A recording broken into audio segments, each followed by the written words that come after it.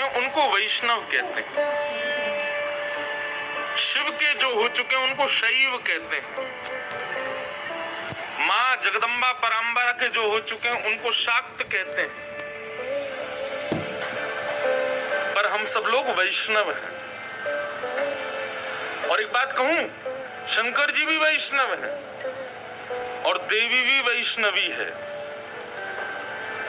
उनके उपासकों के नाम बदल जाते हैं, लेकिन वास्तविकता में शिव जी भी वैष्णव है। वैष्णवानाम यथा शंभु, वैष्णवों में सर्वश्रेष्ठ भगवान शिव हैं। और देवी भी वैष्णव है, इसीलिए तो उनको वैष्णवी कहा जाता है। वो वैष्णव देवी नहीं है, वैष्णवी देवी। हम लोग अपभ्रंश करके वैष्णव देवी बोलते हैं, लेकिन उनका नाम वैष्णवी देवी, वो वैष्णव है।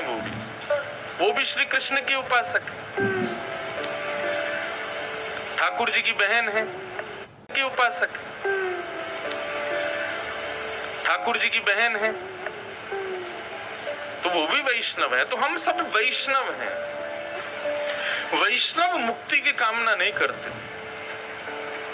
ऐसा नहीं है कि मुक्ति की कामना से पाप लग रहा है या मुक्ति की कामना से कुछ गलत हो रहा है। मुक्ति की कामना से हम वंचित हो जाते हैं एक बहुत बड़े अधिकार के अधिकारी होने से। हमारा अधिकार श्री राघव के चरणार बिंद है।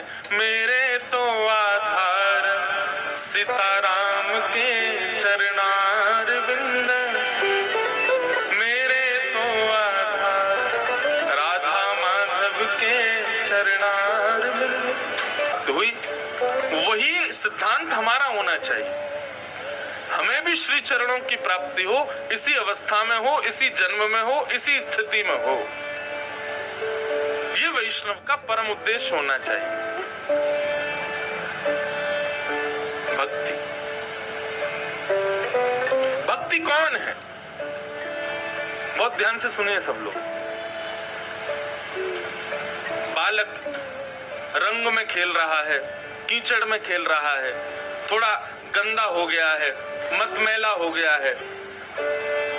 अब रंग बिरंगे रंगों से खेला हुआ, कीचड़ में खेला हुआ बालक, मतमैला बालक अगर पिता की गोद में जाना चाहे तो पिता एक बार को अस्वीकार करता है। बालक यदि गंदा हो रहा हो तो पिता कहता है, ए चल जल्दी जा, माँ के पास जा, नहा धो क्या, साफ हो क्या। मैले कुचैले बालक को 99% पिता अपनी गोद में नहीं उठाते, लेकिन जब माँ अपने बालक को देखे कि उसके शरीर पर गंदगी लगी है, रंग लगा है या धूल मिट्टी लगी है, कीचड़ लगी है, बाल खराब हो रहे हैं, तो माँ विचार नहीं करेगी कि मैंने साड़ी कैसी पहनी या मैं लग कैसी रही हूँ या मैं कहीं गंदी ना हो जाऊं। तुरंत उठाती है अपने पुत्र को, आओ बाबा विराजो, अन्यों आ जाओ, अगर माँ से रास्ता नहीं हो तो अन्यों विराजो। जय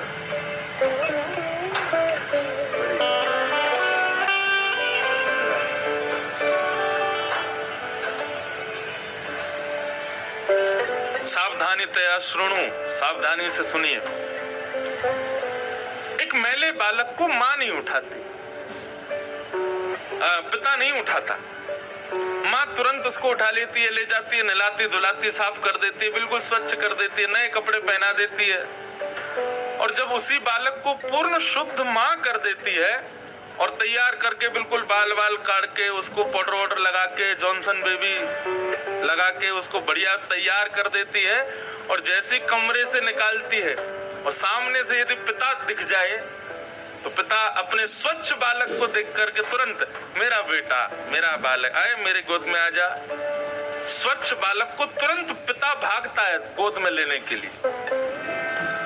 लेकिन अपवित्र बालक से पिता थोड़ा बचता है, माँ नहीं बचती, माँ तो उठा लेती। ठीक वैसे बंधुओं, श्रीमन नारायण हमारे पिता हैं और भागवत भक्ति ये हमारी माँ है। हम सबके ऊपर संसार के ना जाने कितने मैल, कितने दूषित पदार्थों से हम सब अपवित्र हो गए हैं। और वो अपवित्रता कैसी? क्रोध के रूप में अपवित्र हैं, काम के रूप में अपवित्र हैं, लोभ के रूप में अपवित्र हैं, किसी के प्रति ईर्ष्या के रूप में अपवित्र हैं, किसी के साथ छल करने की भावना के रूप में अपवित्र हैं। ये सारी अपवित्रताओं के साथ जब हम श्रीमन नारायण के सामने जाते हैं, दूर दूर दूर दूर, पास मत आना, गंदे हो तुम, मैले हो रहे हो। लेकिन जैसे ही हम भक्ति रूपी माँ के पास जाते हैं, भक्ति रूपी माँ कोई और नहीं, श्रीमद् भागवत ही भक्ति है। ये माँ हमको श्लोक रूपी, कीर्तन रूपी, भजन रूपी, पद रूपी, सुंदर सुंदर भाव उदाहरण रूपी जल से स्नान कराती है, शैम्पू लगाती है, साबुन लगाती है, पाउडर लगाती है। 7 दिन तक ये माँ हमको स्नान करा के अत्यंत पवित्र कर देती है। और अत्यंत पवित्र जब ये माँ हमको कर देती है, तथा श्रवण के पश्चात जब हम श्रीमन नारायण के सन्मुख जाते हैं, तो मानो श्रीमन नारायण की भुजा खड़ी हो जाती है, आ मेरा बेटा आ गया, अब मेरी गोद में आ जा। अब नित्य क्या होता है, हम लोग पहले कथा सुनते हैं, कथा सुन करके पवित्र होते हैं, और जब पवित्र होते हैं तब गिरधर लाल जी सामने आते हैं, तब हमें स्वीकार करते हैं। भक्ति, मैंने कहा ना, ये श्रृंगार घर है, और यहाँ सबका श्रृंगार हो रहा है, और किसको रिझाने के लिए? केवल श्याम सुंदर को। बाहरी श्रृंगार की बात नहीं है, मन के श्रृंगार की। तो सुखदेव जी महाराज परीक्षित को समझाते हैं, भक्ति की कामना करो। तब परीक्षित जी महाराज हाथ जोड़ के कहते हैं, मुझे मुक्ति उक्ति नहीं चाहिए भगवान, आप तो मुझे भक्ति दिलाओ, और इन 7 दिनों के भीतर भगवान का मुझे दर्शन करा दो प्रत्यक्ष। बोले ये संभव तो केवल भक्ति से है, और उसके लिए मैं तुम्हें भागवत की मंगलमयी कथा सुनाता हूं। और तब यहां से भागवत का सुख परीक्षित संवाद प्रारंभ होता है। सर्वप्रथम शुकाचार्य जी से परीक्षित ने प्रश्न किया, महाराज मुझे सृष्टि के बारे में बताइए। सृष्टि के प्रसंगों को कहने के लिए एक संवाद सुनाते हैं। भागवत में ना बड़े संवाद हैं। संवाद मतलब 2 भक्तों के, 2 वैष्णवों के बीच की चर्चा। भागवत में विवाद नहीं है, भागवत में संवाद है। वैष्णव को विवाद से बचना चाहिए। एक बात कहें, हम वैष्णव हैं, इसका भी पहचान होनी चाहिए हमको। अभी यहाँ कथा चल रही है और 4 लोग पल्ली तरफ लड़ने लग जाएं, तो आपका मन हो कि मैं भी जाके देखूं कैसी लड़ाई चल रही है, तो समझना आप वैष्णव। आते हैं एक संवाद, और ये संवाद किसके बीच का है? तो विदुर और मैत्रेय मुनि। श्री विदुर जी महाराज मैत्रेय मुनि के आश्रम हरिद्वार जाते हैं, और श्री विदुर जी, विदुर भगवान के बड़े प्रिय हैं। श्री विदुर जी, इन विदुर जी को जब पता चला कि भगवान अपने धाम को प्रस्थान कर गए, तो इन्होंने भगवान का अंतिम उपदेश सुनने के लिए मैत्रेय मुनि के आश्रम में प्रस्थान किया, क्योंकि भगवान का अंतिम उपदेश उद्धव और मैत्रेय मुनि ने श्रवण किया था। तब इन्होंने मैत्रेय मुनि से जाकर के कहा, महाराज ठाकुर जी ने जो अंतिम उपदेश प्रस्थान से पहले आपको सुनाया, वो मुझे सुनाइए। और यहाँ से अब मैत्रेय मुनि विदुर जी को उपदेश कर रहे हैं। विदुर जी का पहला प्रश्न बहुत ध्यान से सुनिएगा कि सुखा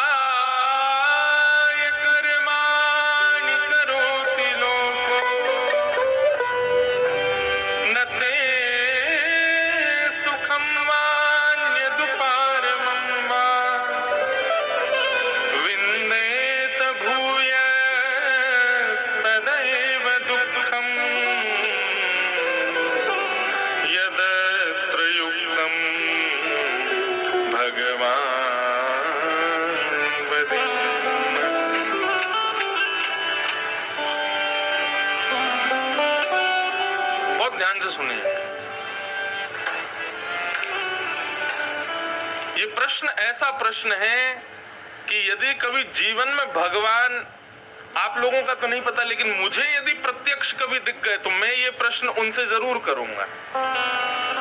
वो प्रश्न क्या है कि नाथ, संसार में हर व्यक्ति इतनी मेहनत क्यों कर रहा है? प्रश्न है कि संसार का हर व्यक्ति इतना श्रमित क्यों है, इतनी मेहनत क्यों कर रहा है? जिसको देखो वही भाग रहा है, जिसको देखो वही दौड़ रहा है, जिसको देखो वही लगा हुआ है। क्यों? उसका उद्देश्य क्या है? आपसे यदि पूछा जाए तो आप कह दोगे हमें घर बनाना है, हमें फ्यूचर अच्छा करना है, विवाह करना है, बच्चों का फ्यूचर बनाना है, स्कूल पढ़ाने हैं, कॉलेज में भेजना, आदि आदि सब कुछ अपनी बातें। लेकिन यदि एक शब्द में उत्तर देना हो कि आप इतनी मेहनत क्यों कर रहे हो, तो वो उत्तर केवल ये होगा, सुख की प्राप्ति के लिए। किस लिए? सुख की प्राप्ति। लेकिन इतना परिश्रम करने के बाद, इतनी मेहनत होने के बाद, यत्र तत्र सर्वत्र सब लोग इतनी मेहनत कर रहे हैं, लेकिन सुखी कौन है? कोई भी नहीं।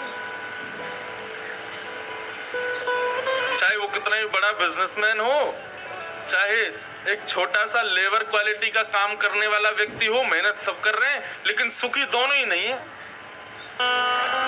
कितना कमाते हैं? करोड़ों रुपए का टर्नओवर करते हैं हर महीने। खाते क्या है? छिलके की दाल से सूखी रोटी। क्यों? डायबिटीज हो गई महाराज जी। है कि नहीं सत्य? थोड़ा घी चुपड़ लीजिए ना, कोलेस्ट्रॉल बढ़ जाएगा। और कमाते कितना है? इतना कमाते हैं, इतना कमाते हैं कि महाराज पूरे विश्व भर की सृष्टि के व्यंजनों को वो उपभोग कर सकते हैं। लेकिन 200 रुपए भाड़े पर रोज काम करने वाला वो लेबर क्वालिटी का व्यक्ति, उसको कुछ भी खिला दो, लेकिन उसके पास खाने के लिए नहीं है।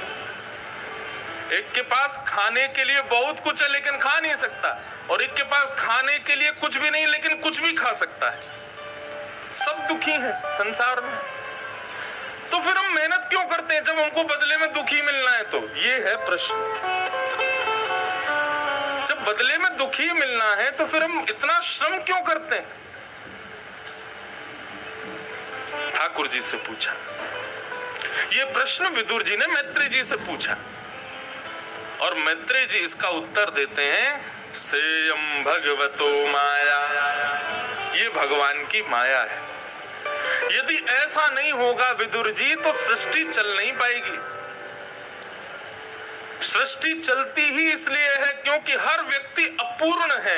यदि व्यक्ति पूर्ण हो जाएगा तो सृष्टि का वहीं पर लोप हो जाएगा, वहीं सृष्टि रुक जाएगी। सब लोग इधर देखो, कथा सुनो। बीच में पूतना आती है कथा में, उसकी तरफ ज्यादा ध्यान मत दिया करो। भगवत सेवा, भगवत कथा, भगवत भजन में व्यवधान कौन डालता है? पूतना। इसलिए मैंने इसका नाम भी पूतना रखा है। ये भी पूतना है। कब पूतना है? जब हम सेवा कर रहे हो, कथा सुन रहे हो, पढ़ रहे हो, उत्सव कर रहे हो, उस बीच में जब ये बज जाता है तो समझो ये पूतना है। तो व्यवधान के रूप में कुछ भी हो उसको पूतना ही समझो। अगर कोई व्यक्ति, देखो कोई महात्मा हमें तो सब वो तो देखो भगवान के स्वरूप है, उनके रूप में नहीं, लेकिन कोई ऐसा व्यक्ति आवे जिसके आते ही आप कथा से उसको देखने लग जाओ, समझ जाना पूतना आई है। अब कोई कितना भी सुंदर बन के आए, उसको पूतना को देखना मत।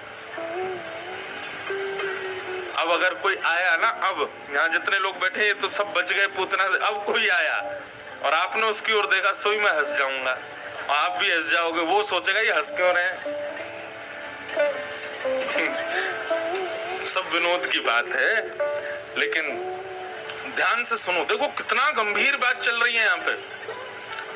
संसार में हर व्यक्ति मेहनत इसलिए कर रहा है क्योंकि उसको जीवन में सुख चाहिए, लेकिन हमें ये बताइए इतनी मेहनत करने के बाद भी व्यक्ति सुखी क्यों नहीं?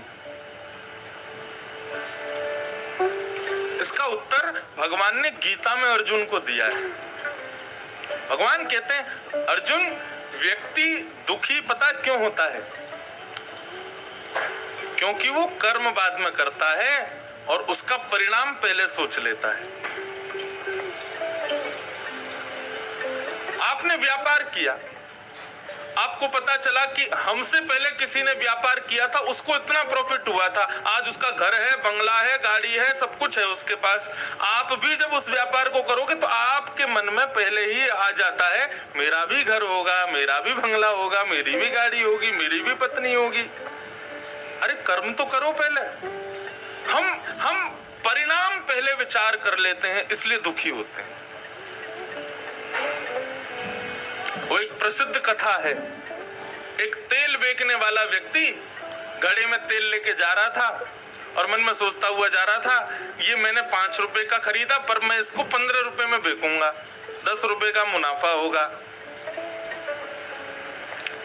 कल 2 घड़े खरीदूंगा तो और मुनाफा होगा, परसों 4 खरीदूंगा। एक दिन करते करते करते करते महाराज एक छोटी सी दुकान मैं भी बना लूंगा, फिर जैसे आज मैं घड़ा लेके जा रहा हूं ऐसे मेरे नीचे 4 लोग आ जाएंगे, वो घड़ा लेके जाया करेंगे। फिर धीरे धीरे मेरा व्यापार इतना बड़ा हो जाएगा कि मैं छोटी दुकान से बड़ा एक फैक्ट्री लगा लूंगा, फिर मेरे नीचे बहुत सारे लोग काम करेंगे, बहुत पैसा आ जाएगा, घर बनाऊंगा, घर बना के बढ़िया सी गाड़ी ले आऊंगा, फिर नगर का सेठ मुझे पैसा वाला जान करके अपनी बेटी से मेरा ब्याह करा देगा। फिर ना मेरे बच्चे होंगे, 1 2 3 4 बच्चे होंगे। अभी एक ही तेल का पीपा लेके जा रहा है, 4 बच्चे होंगे। बड़ा वाला सीधा होगा, बीच वाला थोड़ा सा तेज होगा, छोटा वाला बीच तीसरे नंबर वाला सीधा होगा वो भी, लेकिन सबसे छोटा वाला बहुत उद्यमी होगा। जब कभी भी मैं बैठा करूंगा कुछ काम करने, वो आके मेरा कान पकड़ा करेगा, कभी मेरी कलम खींचा करेगा, मुझे गुस्सा आया करेगा, उसको उठा करके लेके उसकी माँ की गोद में पटक दिया करूंगा। और जैसे उसने कहा पटक दूंगा, उसने अपना घड़ा ही फेंक दिया। जय श्री नृसिंह भगवान की जय। तो मैं निवेदन क्या कर रहा था? हाँ, छोटा वाला बड़ा उद्यमी होगा, उसको ले जाके माँ की गोद में पटक दूंगा, अपना मटका ही फेंक दिया, सारे सपने टूट गए। हम कर्तव्य बाद में करते हैं, कर्तव्य का फल क्या आएगा ये पहले ही सोच लेते हैं, इसीलिए दुख का कारण बनता है। इसलिए सदैव कर्म करो परंतु विचार मत करो कि इसका परिणाम क्या होगा। पूरी गीता का यही सार है। भगवान गीता में कभी नहीं कहते कि अर्जुन तू जीतेगा, भगवान ने एक बार भी नहीं कहा। संपूर्ण गीता में एक शब्द आप नहीं बता सकते कि ठाकुर जी ने कहा कि अर्जुन तू जीतेगा ना। भगवान बोले तू हार भी सकता है, वो अपने कर्म पर छोड़, तू बस युद्ध च, तू युद्ध कर। महाभारत अद्भुत ग्रंथ है महाराज, और उसमें भी गीता, उसको तो सभी स्वीकार करते हैं, परंतु गीता को एक बार को आप सब लोग पढ़ ही लेते हैं, पर महाभारत जरूर पढ़नी चाहिए। महाभारत बहुत बहुत उपयोगी है जीवन के लिए। महाभारत की कथाएं नहीं होती क्योंकि एक ना भ्रम फैला हुआ है लोगों के मन में कि महाभारत की कथा कराने से कलेश हो जाते हैं। अरे महाभारत की कथा कराने से कलेश नहीं होते, कलेश बंद हो जाते हैं। महाभारत की कथा अद्भुत है। यन्ने भारत तन्ने भारत, जो महाभारत में है वो सब जगह है, और जो महाभारत में नहीं है वो कहीं भी नहीं है। लेकिन महाभारत की कथा ऐसे नहीं होगी। महाभारत की तो 1 महीना की कथा होती है, 30 दिन, और वैसे हमारी तो 30 दिन की भागवत भी है। कब है ये तो अभी समय अगले वर्ष तक है लगभग। 1 महीना की भागवत ऋषिकेश में होगी, गंगा जी के तट पर 30 दिन तक। और 30 दिन में सब आएंगे, जयपुर वाले भी आ जाएंगे, दिल्ली वाले भी आ जाएंगे, बंबई वाले भी, विदेश वाले भी, जिसको आना सब आएंगे। 7 दिन की कोई प्रतिबंध नहीं है। खूब आराम से कथा होगी, धीरे धीरे। ठाकुर जी की बाल लीला ही चलेगी कम से कम 10-12 दिन तक। सोचो कितनी विस्तृत कथा होगी, आनंद आएगा। क्यों दुखी होता है मानव? क्योंकि उसने परिणाम पहले सोच लिया। ठाकुर जी बड़े चतुर हैं, नहीं हम चतुर हैं और ठाकुर जी चतुर शिरोमणि हैं। ठाकुर जी पहले ही सोच लेते हैं, इसने ये सोच रखा है कि मैं ये कर्म करूंगा, इसका परिणाम ये मिलेगा। ठाकुर जी भी सोचते होंगे, बच्चों हमसे कहां बचोगे, हम वही नहीं देंगे जो तुमने सोचा है, हम उसका विपरीत ही देंगे। ठाकुर जी को तो आनंद आता है। इसलिए मन में विचार मत करो, अपना कर्तव्य करो, बस व्यक्ति सुखी रहेगा। और यदि ठाकुर जी का उत्तर सुनना चाहते हैं तो यहाँ पर यही है कि ये भगवान की माया है कि व्यक्ति खूब मेहनत करने के बाद भी सुखी नहीं रहता। ये ठाकुर जी की माया है। यदि सब परिपूर्ण हो जाए, सुखी हो जाए, तो संसार में कोई कर्म नहीं करेगा, कोई कर्तव्य नहीं करेगा। विदुर जी महाराज ने प्रश्न किया, मैत्रेय मुनि उत्तर दे रहे हैं। फिर विदुर जी महाराज ने सृष्टि के बारे में जानना चाहा कि महाराज ये सृष्टि कैसे बनती है। तब श्री मैत्रेय मुनि ने सृष्टि का वर्णन किया और सृष्टि का वर्णन करते हुए बताया कि ब्रह्मा जी को भगवान ने आज्ञा दी कि हे ब्रह्मा, ऐसा जीव बनाओ जो कर्म भी करे और भजन भी करे। ब्रह्मा जी ने सबसे पहले बनाए उद्भिद, पेड़ पौधे आदि, इन सबको बना दिया। ये कर्म करते हैं, भजन नहीं करते। उसके बाद बनाए स्वेदज, छोटे मोटे कीड़े मकोड़े आदि, इन सबको बनाया। ये भी कर्म करते हैं, भजन नहीं करते।